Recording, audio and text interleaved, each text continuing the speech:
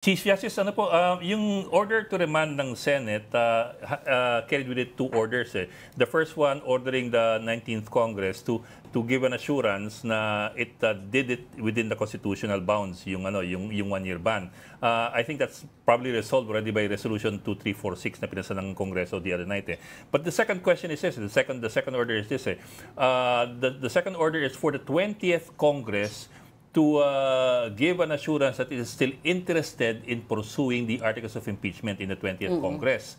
Kahit hindi pa nagko-convene yung 20th Congress. Ang tanong ko po, paano po kung sakali lang na yung 20th Congress decides to say na we're no longer interested in pursuing the articles of impeachment. How does that work now? Gayong na-impeach na yung isa, tapos yung susunod na Kongreso, kung sakali lang sinabi na hindi na kami interesado for political reasons or for any reason at all. What happens then? Again, dapat intindihan natin yung constitutional predicate niyan, yung premise niyan. Bakit nila ipakokomentin yung incoming members ng 20th Congress? Hindi pa nga. Ang implicit premise niyan ay itong impeachment court is not a continuing body. Yan ang premise yan. Is that correct or not? Dapat yun, that's a noble, difficult legal question. But that premise should be the subject of debate kung tama yan o hindi.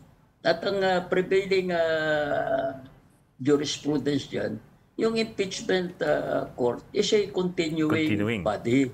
Dahil ang jurisdiction was imposed by the Constitution on the court itself as a separate institution. Yung jurisdiction was not given to the persons of the senators.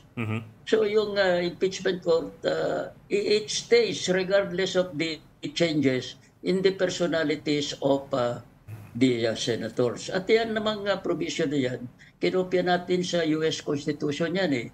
At kung pag-aaralan natin, yung naging practice sa Senate, gano'n yan, consistent yan, yung recognition na yung impeachment court is a continuing body.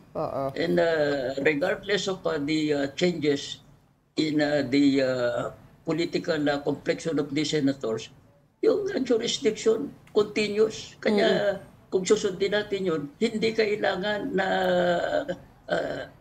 tanungin yung 20th Congress, yung mga senators doon. Pero whether they will continue the impeachment process. Pero CJ, given what you said po, but what if the next Congress says nga na they don't want to continue in compliance with this order of the Senate impeachment court, in compliance, what if the 20th Congress says, okay, so we're not interested anymore? Paano na mangyayari sa nakaraang impeachment? Hindi ko maintindihan kung anong gagawin ng House dyan. Are they willing to concede that the impeachment court is not a continuing body? Kung i-concede nila yan, then magko-comply sila doon sa second part ng resolution. But if they believe otherwise, if they believe that the impeachment court is a continuing body, they should raise that in a motion for reconsideration before the Senate Impeachment Court. Kung i-raise nila yung Chief Justice sa Supreme Court, ang Supreme Court ba will act on it forthwith? Or will it take time? Or hindi na nila didesisyonan? Dahil nga, very delicate yung issue ng impeachment, even for the Supreme Court. Ay, yan, hindi natin masabi kung ano magiging immediate response ng Supreme Court.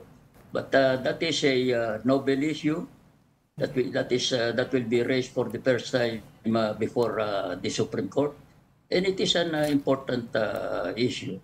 But it's difficult to tell the time frame when the Supreme Court come out with a decision. Alam naman natin na yung Supreme Court is a collegiate body. Mahaba din yung proseso niyan. May mga filing of answer, then reply, kung ano-ano pa, hearing, and then it's a 15-month court. Marami rin debate dyan. Oo nga, But certainly, sir. it can be raised in the Supreme Court. But